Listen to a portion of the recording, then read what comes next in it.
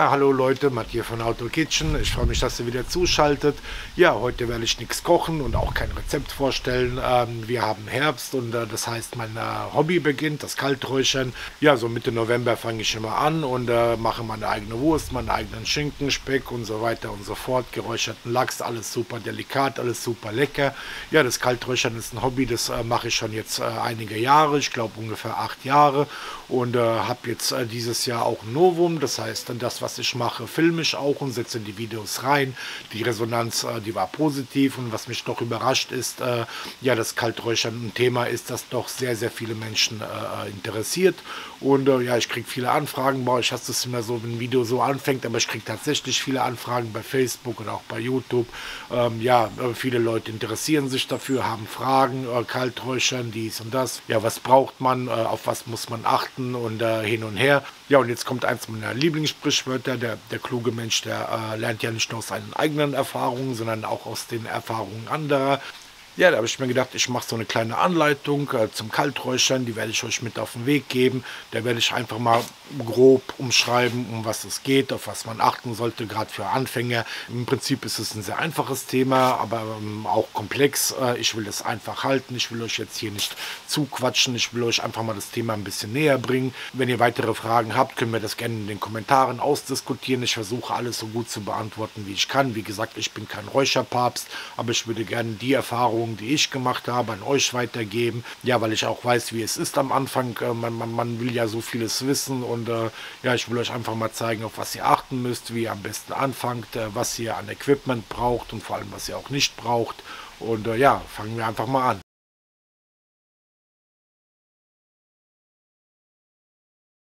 Ja, was ist Kalträuchern? Ja, wie ihr wisst, die Menschen hatten ja nicht immer Kühlschränke und Gefriertruhen. Und da davor wurde das Fleisch konserviert, als man die Konserve oder die Konservierungsmethode erfunden hat. Aber was war davor?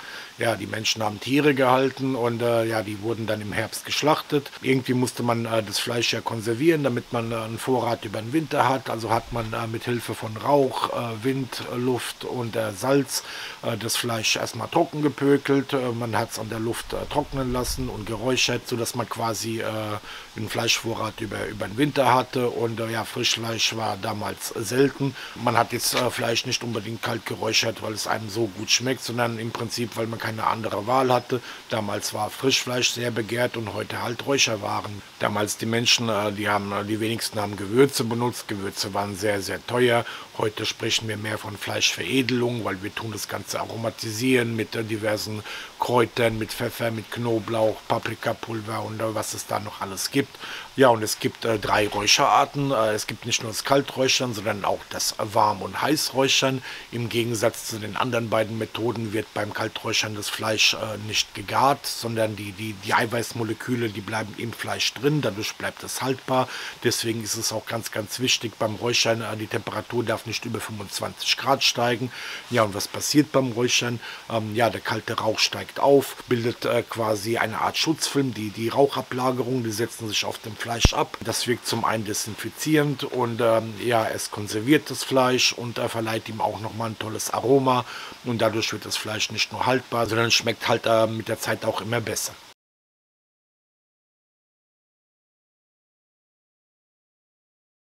Ja, natürlich, ohne gutes Grundmaterial kriegt ihr auch kein gutes Ergebnis hin. Die Auswahl des Fleisches ist natürlich ganz, ganz wichtig. Ihr braucht frisches Fleisch, gutes Fleisch und ja, das am Discounter eignet sich weniger. Das ist voll mit Wasser. Wie gesagt, wenn es in dieser Packung drin ist, da sind Gase drin, damit es schön frisch und glänzend aussieht, aber das ist es nicht. Discounterfleisch kannst du zwar auch räuchern, aber mal ganz ehrlich, also bevor ich das mache, da kaufe ich mir beim Discounter auch gleich lieber eine Wurst. Ja, und jeder weiß, beim Metzger gibt es besseres Fleisch als beim Discounter, aber ich finde es halt auch immer ein bisschen vermessen zu sagen, hier holt euch das beste Fleisch, jeder weiß, beim Metzger schmeckt es besser. Ja, das ist natürlich auch eine Geldfrage.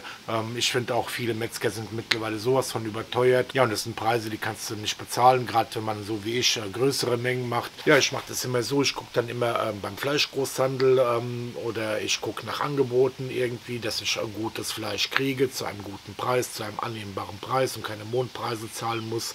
Wenn du da jedes Jahr 50, 60 Kilo Wurst und Schinken machst, das macht es schon bemerkbar, zumal das Ganze ja durch den Reifeprozess auch nochmal an Gewicht verliert. Ja, und frisches Fleisch, das ist feinfaserig, das ist zart und saftig. Wie gesagt, es hat eine glänzende Oberfläche, es riecht nicht, es ist geruchsneutral. Ja, und da kann man auch den Drucktest machen. Man kann, wenn man draufdrückt auf das Fleisch, dann gibt es nicht so einen tiefen Fingerabdruck, sondern es gibt gleich nach. Und ja klar, du kannst nicht zum Metzger gehen und sagen, hier, gib mir mal das Stück Fleisch, ich will mal draufdrücken, ob das auch wirklich frisch ist. Ich meine, wenn das jeder machen würde, geht natürlich nicht. Ja, aber man kann den Metzger mal bitten, dass er das Fleisch mal hochnimmt, mal drückt und dann schaut ihr einfach mal. Und ja, wenn ihr halt das Gefühl habt, das ist gutes, frisches Fleisch, dann kauft ihr das und das eignet sich dann hervorragend zur Fleischveredelung.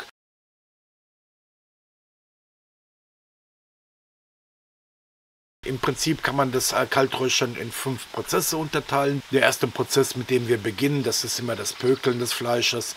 Der zweite Prozess ist das Durchbrennen an der Luft. Ja, der dritte Prozess ist das Kalträuchern an sich. Der vierte Prozess ist die Frischluftphase, die wechselt sich immer mit dem Kalträuchern ab. Ja, und der fünfte Prozess, das ist die Reifung. Ja, kommen wir aber zum ersten, zum Pökeln. Es gibt verschiedene Pökelmethoden. Ich bediene mich nur einer, weil ich mit dieser durchweg gute Erfahrungen gemacht habe, und zwar dem Trockenpökeln in Eigenlake. Dazu verwende ich Nitritpökelsalz und halt Gewürze.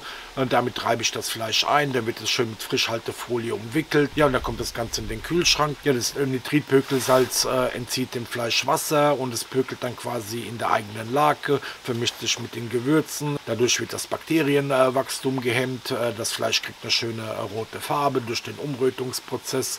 Ja, manche benutzen ein Vakuumiergerät, die vakuumieren das Fleisch ein, und ja, ist natürlich auch eine tolle Möglichkeit, nur meiner Meinung nach nicht unbedingt notwendig, gerade wenn du größere Mengen machst. Ich bediene mich da mit Frischhaltefolie, habe bisher super Erfahrungen gemacht damit. Es ist halt nur wichtig, dass ihr das schön fest umwickelt. Und ja, und wie lange wird das gepökelt?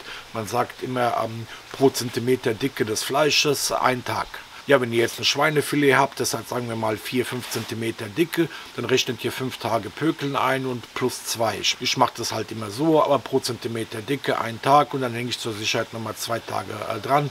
Ja, was ich dann immer mache, ich wässere das Fleisch oftmals auch, damit es nicht zu salzig wird.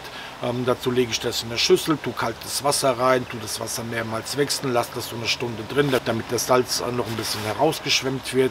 Ja, da muss man immer so ein bisschen Fingerspitzengefühl haben. Es wird ja nicht nur Salz hinausgeschwemmt, sondern auch die ganzen Aromen. Das heißt, wenn ihr Knoblauch, Pfeffer oder sowas, Chili benutzt habt, da geht ja auch Geschmack raus. Ja, und wie viel Pökelsalz benutzt man? Da gibt es so einen Richtwert. Also bei Fleischstücken wie Speck, Filetstücken, Schinken, da benutzt man 35 Gramm. Das ist ganz gut. Nimmst du weniger, da ist die Gefahr da, dass das Fleisch verdirbt. Nimmst du mehr, schmeckt es irgendwie nur noch nach Salz. Also pro Kilogramm Fleisch am Stück 35 Gramm Nitritpökelsalz. Ja, und bei Wurst liegt der Richtwert so bei 20 Gramm. Ja, noch ein Tipp. Viele parieren das Fleisch vor dem Pökeln. Ich mache das nicht, weil ich mache das lieber nach dem Pökeln. Danach lässt sich die Silberhaut teilweise so mit der Hand abziehen, und das Fleisch lässt sich viel besser parieren als davor. Freitags fahren immer die ganzen Traktoren hier vorbei. Ja, ja, ja. Ja, es gibt mehrere Pökelmethoden, aber gerade für Anfänger oder am Anfang, da empfehle ich euch das Trockenpökeln in Eigenlake mit der Frischhaltefolie. Das klappt super, und wie gesagt, da erzielt ihr gute Ergebnisse. Nach dem Pökeln, dann seht ihr schon, dass das Fleisch irgendwie fester geworden ist. Das ist klar, es hat ja Flüssigkeit verloren, es hat an Farbe gewonnen. Ja, das Ganze fühlt sich schon nach dem Pökeln viel fester an. Dann kommen wir nämlich zum nächsten Prozess, nämlich dem Durchbrennen des Fleisches.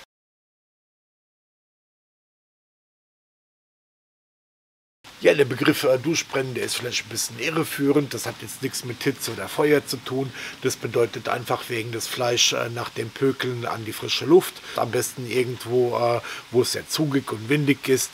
Ja, und was passiert beim Durchbrennen?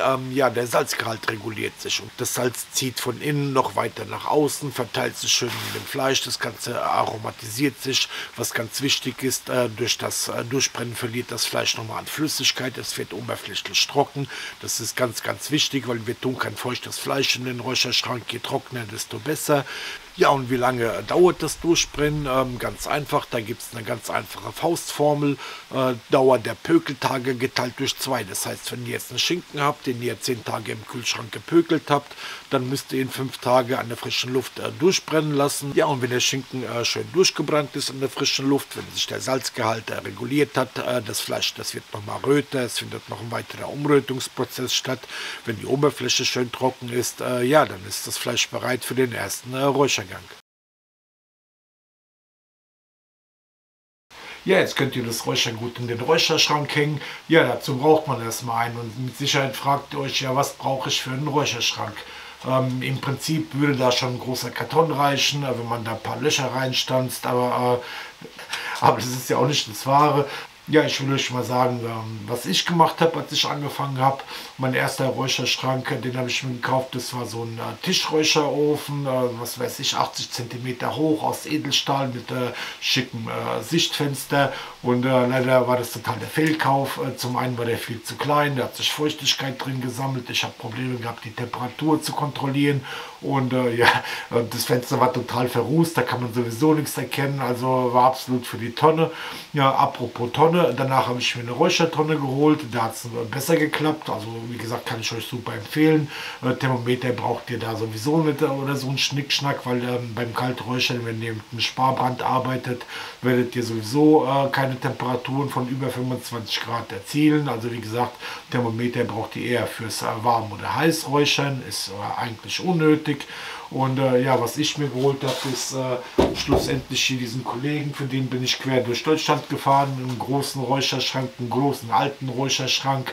Ich liebe dieses Ding, da passt auch ordentlich was rein, also ich bin total zufrieden damit. Irgendwie neu in der Größe im Handel sehr schwer erhältlich und wenn, glaube ich, sauteuer. Ich habe mir den gebraucht gekauft und ja, was ich euch empfehlen kann, ist entweder so eine Räuchertonne, da könnt ihr das Räuchergut schön aufhängen und von unten steigt dann der Rauch hoch. Oder halt so ein Räucherofen. Es hängt halt natürlich auch ab, was für einen Bedarf ihr habt, wie viel ihr räuchern wollt. Und ja, das ist, wie gesagt, das muss jeder für sich entscheiden.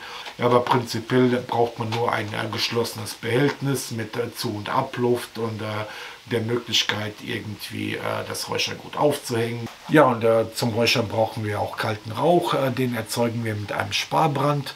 Und dazu brauchen wir Räucherspäne. Ich benutze Buchenholzspäne, naturbelassene, beziehungsweise Räuchermehl nennt sich das Ganze. Ich räuchere ausschließlich auf Buche, weil ich finde, das hat hervorragende Glimmeigenschaften, ein wunderbar mildes Aroma, aber auch, wie gesagt, auch das ist Geschmackssache. Obsthölzer sind ja auch ganz toll, je nachdem. Was ich noch mache, ich mische dem Ganzen noch etwas getrockneten Oregano und Thymian mit dazu. Das verleiht dem Räuchergut nochmal ein wirklich ganz, ganz tolles Aroma. Das ist ein Tipp, den habe ich letztens auch bekommen, ausprobiert. Also wie gesagt, man lernt ja nie aus. Und ja, was für Räuchermehl ihr benutzt, ist eure Sache. Aber wie gesagt, ich empfehle euch das Buchenholzmehl. Und ja, zum Thema Sparbrand. Viele Leute tun sich unheimlich schwer mit so einem Sparbrand. Ja, wir brauchen nicht unbedingt viel Rauch, aber wir brauchen konstant Rauch. Weil jeder Räuchergang, der dauert 8 bis 12 Stunden. Und da brauchen wir halt konstanten Rauch. Ja, das Ganze soll schön langsam abglimmen, konstant Rauch erzeugen. Ja, und mit so einem Sparbrand bzw. konstant kalten Rauch erzeugen, da haben viele so ihre Probleme mit. Da gibt es auch ganz tolle Kaltrauchgeneratoren oder Kaltrauchschnecken. Was ich mache, ich nehme einfach dieses Behältnis und da schütte das Räuchermehl rein. Wichtig ist, das muss trocken sein. Dann müsst ihr es schön andrücken mit so einem kleinen Kantholz oder sowas. Und dann erhitze ich einfach 2 Briquettes, die müssen schön glühen, die lege ich in eine Ecke und das Ganze glimmt dann wunderbar vor sich hin. Und wenn es jetzt irgendwie nach 5-6 Stunden schon abgeglimmt sein sollte, dann lege ich die Glut in eine Ecke, schütte noch ein bisschen Räuchermehl hinzu und dann glimmt das Ganze nochmal für ein paar Stunden. Also jetzt plus minus 2 Stunden ist jetzt nicht so tragisch. Ja, ist im Prinzip ganz einfach. Ja, und was ein Fehler ist, den sehr viele machen, ich mitunter auch, da habe ich auch Lehrgeld bezahlt. Ihr habt hier diese Drosselklappe beim Räucherschrank. Viele machen die gerne zu, weil sie denken, ja, sie tun was Gutes, damit der Rauch drin bleibt im Räucherschrank. Ja, das tut er. Das Problem ist, es bleibt nicht nur der Rauch drin, sondern auch die Feuchtigkeit. Die kann ja nicht entweichen. Die steigt auf, sammelt sich oben an der Decke und tropft dann als Ruß quasi auf die Wurst oder auf den Schinken wieder zurück. Ja, das Fleisch wird teilweise ungenießbar oder sieht auch total unschön aus, diese ganzen Flecken. Ja, deswegen macht ihr die Drosselklappe immer ein Stückchen auf, damit die Feuchtigkeit raus kann. Ganz, ganz wichtig. Ja, und dann gebe ich euch noch einen Tipp hin und wieder. Solltet ihr mal ein Feuerchen in dem Räucherschrank machen, bevor ihr räuchert, damit einfach die ganze Feuchtigkeit rausgeht. Und wie gesagt, jeder Räuchervorgang dauert 8 bis 12 Stunden. Und danach hängen wir das Ganze nochmal an die Luft. Dann kommt die Frischluftphase, die ist ebenso wichtig wie das Räuchern, damit das Fleisch atmen und sich weiter aromatisieren kann, damit es weiter Flüssigkeit verliert. Ja, und nach der Frischluftphase kommt es wieder da rein und dann wieder da raus und dann wieder da rein und da raus und das Ganze so oft, bis das gewünschte Ergebnis erzielt ist. Ja, und wie oft man etwas räuchert, das hängt zum einen davon ab, wie sehr man das Raucharoma mag und zum anderen, um was für Räuchergut es sich handelt. So Sachen wie Lachs zum Beispiel, da reicht es vollkommen aus, wenn du die zweimal räucherst. Ja, Schweinefilet 3 bis 5 Räuchergänge, würde ich mal sagen. Speck, da brauchst du schon 10. Oder ich mache jetzt gerade Wurst, die räuchere ich 15 Mal mit 15 Frischluftphasen. Also das Ganze dauert knapp einen Monat. Ja, es gibt auch Sachen, Schinken zum Beispiel, der wird über Monate geräuchert. Wie gesagt, je nachdem, was ihr räuchert und wie sehr ihr das Raucharoma magt. Ja, auf jeden Fall, je öfter ihr etwas räuchert, desto mehr erhöht ihr die Haltbarkeit. Das Ganze, da bildet sich ja noch mehr Schutzschicht drauf. Und also wie gesagt, lieber einmal zu viel geräuchert oder zweimal als zweimal zu wenig. Und ja, und nach dem Räuchervorgang, dann folgt der Reifeprozess. Ihr hängt alles schön trocken auf, am besten zugig und die frische Luft und der Wind, die erledigen alles Weitere. Ja, je länger das Fleisch reift, desto fester wird es. Das müsst ihr auch bedenken. Es verliert ja auch Flüssigkeit und gewinnt dafür an Geschmack. Da spielt die Erfahrung eine Rolle und ist ein bisschen Fingerspitzengefühl gefragt. Ja, was ich halt auch am Kalträuchern so faszinierend finde, man sieht jeden Tag irgendwie die Veränderung. Probiere ich hin und wieder mal und schmeckt es oder lassen wir es noch mal ein paar Tage hängen oder brauche ich vielleicht noch einen Räuchergang. Und ja, das sind einfach Erfahrungen, die müsst ihr sammeln. Das kann ich euch so nicht alles erklären, aber das ist ja gerade das, was Spaß macht. Und ja, also wie gesagt, nach dem Räuchern schön reifen lassen, einfach mal gucken, probieren. Ja, was mit Schönes. Ist ganz schön kalt geworden hier, wenn du den ganzen Tag hier stehst und redest. Hier voll die Erfrierungsgefahr. Ja, was wollte ich sagen? Apropos Temperaturen. Ja, am besten räuchert ihr bei Kühlschranktemperaturen, also ungefähr 2 bis plus 10 Grad. Das sind so die optimalen Werte zum Kalträuchern. Ja, dann stellt sich die Frage, lohnt sich das Ganze überhaupt? Ja, für mich definitiv. Für mich ist Kalträuchern ein wirklich wunderschönes Hobby, eine Leidenschaft, etwas, was ich wirklich liebe und sehr, sehr gerne mache. Ob sich das jetzt in finanzieller Hinsicht lohnt, ob man jetzt Geld spart damit, das glaube ich eher weniger.